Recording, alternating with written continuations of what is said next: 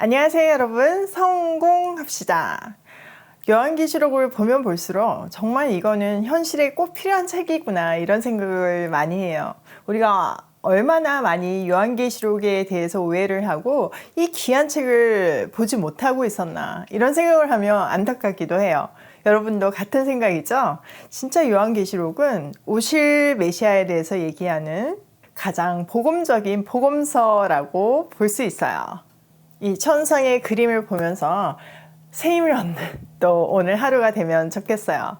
특별히 오늘은 우리가 크리스찬으로 살다 보면 고난을 받기도 하고 억울한 일을 당할 때도 많은데, 그럴 때 우리는 어떻게 견뎌야 되나, 무슨 마음을 가져야 되나, 왜 이런 일이 일어나는지에 대해서 설명을 해주고 있어요. 기대함으로 한번 들어가 볼게요.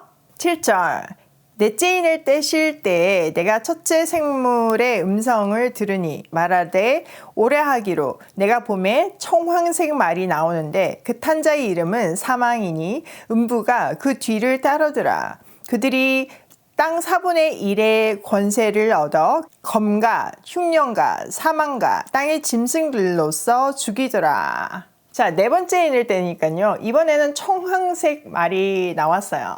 또 그 말 위에 탄 사람의 이름은 사망이었고 그 뒤를 지옥이 따르고 있었어요. 자, 여기서 우선 청황색을 알아야 되겠죠? 여러분, 청황색이 어떤 색인가요? 쉽게는 멍든 색깔이라고 생각하면 되는데요. 병들어 죽어가거나 아니면 죽은 공포에 떨어서 파랗게 새파랗게 질렸다 할 때 쓰는 색깔이 이 청황색이에요. 이 청황색은 죽음을 의미하고 있죠. 자, 이 청황색 말의 이름은 사망이고 음부, 지옥이 그 뒤를 따른다고 하고 있어요.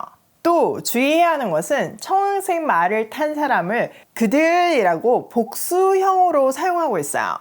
그 이유는요, 이 넷째 인의 비밀은요, 앞에 우리가 살펴본 세 가지 인들의 종합편이라고 보면 돼요.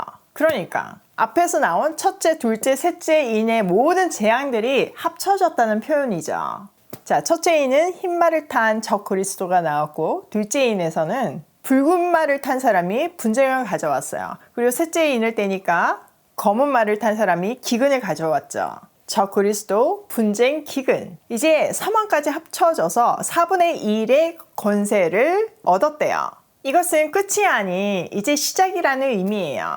이 말을 거꾸로 한번 생각을 해보면 아직 기회가 있다는 뜻이기도 하죠. 여기서 우리는 하나님께서 인류에게 재난을 주시는 궁극적인 이유를 찾을 수 있어요. 벌하기 위해서가 아니라 돌아오게 하기 위해서 아주 강력한 경각심을 주고 일깨워주고 계시는 거죠. 실제로 인류 역사를 보면요, 큰 전쟁이나 아니면 전염병이 있은 후에는 큰 해계가 있었고 그 뒤를 이어서 부흥이 있었어요. 우리나라만 봐도 6.25 전쟁 이후에 얼마나 특별한 부흥을 했나요? 또 우리는 얼마 전에 코로나19라는 전염병을 통해서 우리 신앙을 리셋하는 시간을 가졌어요. 우리는 코로나19 시기를 통해서 하나님은 누구이시며 누가 이 세상을 통치하시며 우리가 어디에 소망을 두고 살아야 하는지를 분명히 알게 되었죠. 그래서 참 어려운 시기였지만 한편으로는 감사한 시간이기도 했어요. 하나님이 이렇게 우리를 오랫동안 기다려주시고 택한 자녀들이 경고를 듣고 돌아올 수 있도록 간절히 바라고 기다리고 계세요. 마치 때로는 우리가 피눈물을 머금고 자식에게 회초리를 들기도 하잖아요. 그런 마음으로 하나님께서 우리를 때리시고 훈육하시고 돌아오게 하시는 거예요. 그러니까 우리에게 주어진 그런 고난의 시간들은 그냥 이렇게 흘려보내면 너무 아까운 거예요. 그 귀한 시간을 어떻게 하면 빨리 지나갈까 연구하는 것이 아니라 그 안에 있는 하나님의 메시지를 들어야 해요. 경기가 어렵고 남들이 어렵다고 하니까 나도 그냥 주머니를 꼭 쪼매고 있는 것이 아니라 오히려 넉넉하게 열어서 고통받는 이웃과 나누어야 해요. 그 나눔에는요, 꼭 물질이 필요는 없어요. 물질 아니어도 우리는 나눌 수 있는 것이 너무나 많아요. 여러분, 우리 오이 패밀리도 한번 생각을 해보세요. 우리 오이 패밀리도 코로나 시기에 정말 어려운 시기였죠. 그때 보육원 아이들에게 먹이고 싶은 마음, 나누고 싶은 마음으로 시작했잖아요.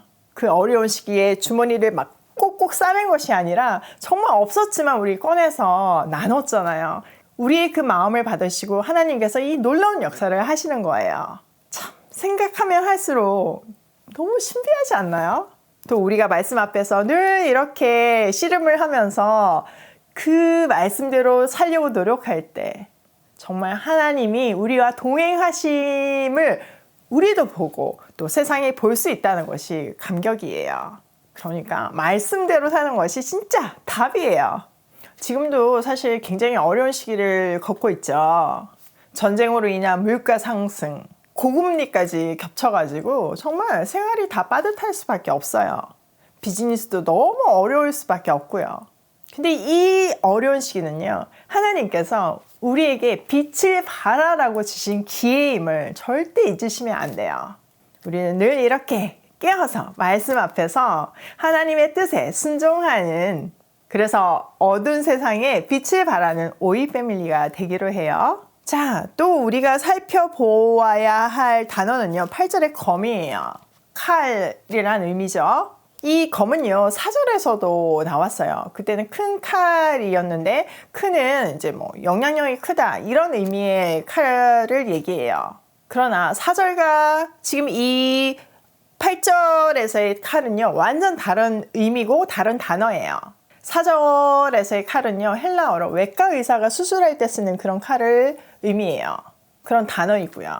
그러니까 우리가 잘 알고 있는 히브리서 4장 12절에 보면 홍과 영과 관절과 골수를 찔러 쪼갠다는 말이 있죠. 그때 사용되는 용도의 칼이에요. 마치 외과 의사가 환자를 수술해서 치료하듯이 하나님이 재난의 칼을 들어서 인류에게 경각심을 주고 고치시겠다는 의미죠. 그런데요, 지금 8절의 칼은요, 살상용 무기로서의 칼의 단어예요. 한마디로 심판의 칼이죠. 그럼에도 불구하고 아직도 기회가 있다는 것을 얘기해주고 있어요. 우리는 이 본문을 통해서 끝까지 기다리시는 하나님의 사랑에 감동도 하지만요, 또 한편으로는 한 영혼이라도 더 하나님께 돌아오게 하기 위해서 긴박한 마음으로 애써야겠다는 생각도 해야 해요. 자, 9절. 다스테 인을 떼실 때에 내가 보니 하나님의 말씀과 그들이 가진 증거로 말미암아 죽임을 당한 영혼들이 제단 아래에 있어 큰 소리로 불러 이르되 거룩하고 참되신 대주제여 땅에 거하는 자들을 심판하여 우리 피를 갚아주지 아니하시기를 어느 때까지 하시려 하나이까 하니. 자, 5번째 인봉을 뗄 때 제단 아래 하나님의 말씀 때문에 또 그것을 증언하다가 죽임을 당한 사람들의 영혼을 보았대요. 주의 뜻대로 살기로 결단을 하고 고난을 당하고 순종하다가 죽어간 사람들이죠. 자, 그들이 있는 위치가 중요한데요. 바로 제단 아래에 있어요.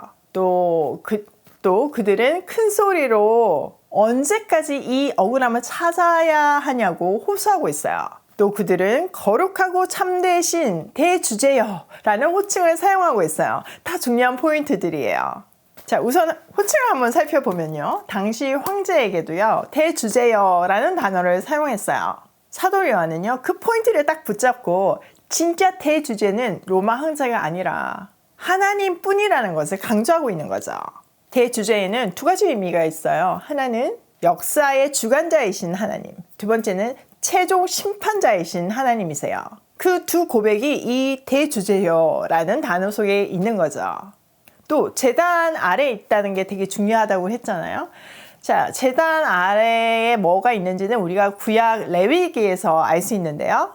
제물로 바쳐진 짐승의 피나 그 내장, 그 잔여물들이 사실 제단 아래에 있었어요. 자, 제사를 지낸다는 거는 죄로 인해서 하나님하고 끊어진 사람이 이 대신 죽은 대속의 죽음을 통해서 하나님께 나아갈 수 있는 거였잖아요. 마찬가지로 지금 이 제단 아래에 있는 순교자들은요, 세상을 하나님께 나아갈 수 있게끔 한 희생 제물이었다는 의미를 가지고 있는 거죠.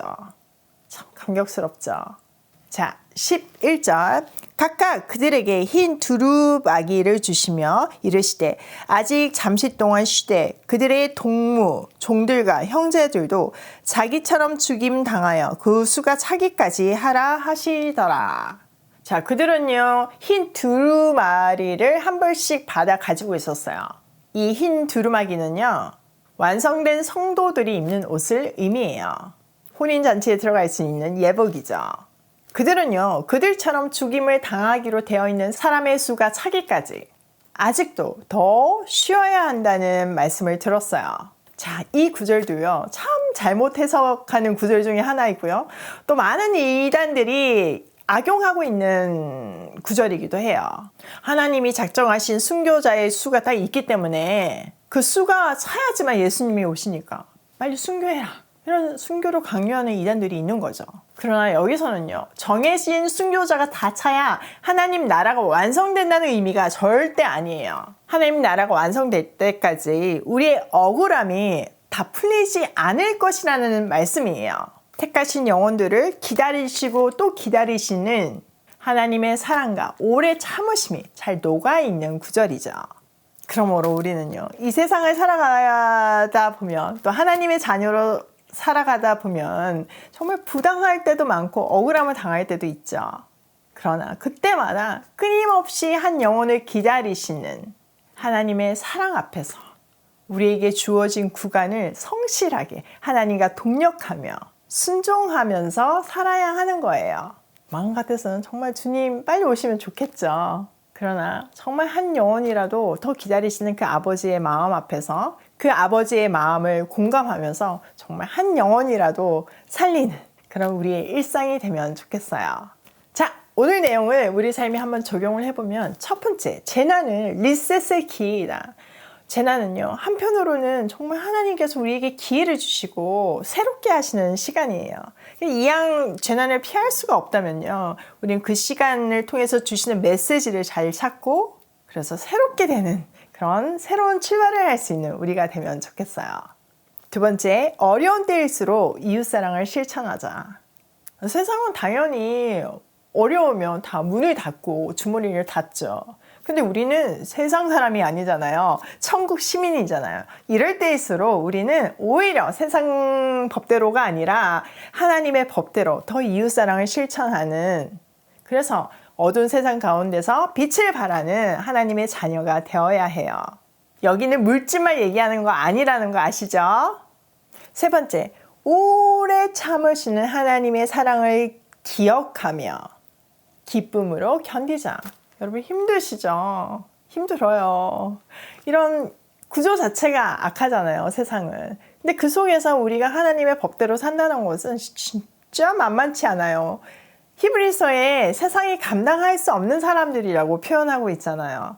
맞아요. 우리는 세상에 적합한 사람이 아니라 세상에 정말 우리를 뱉어내는 그런 인생을 사는 사람들이에요. 근데 그것이 우리의 특권이고요. 우리의 기쁨이에요. 한 영혼을 기다리시는 하나님의 사랑을 기억하면서 이 시간을 견디는 우리가 되면 좋겠어요. 오늘도 이웃사랑을 더 실천하는 하나님의 법대로 사는 사람이 되길 소원하며 고고싱해요.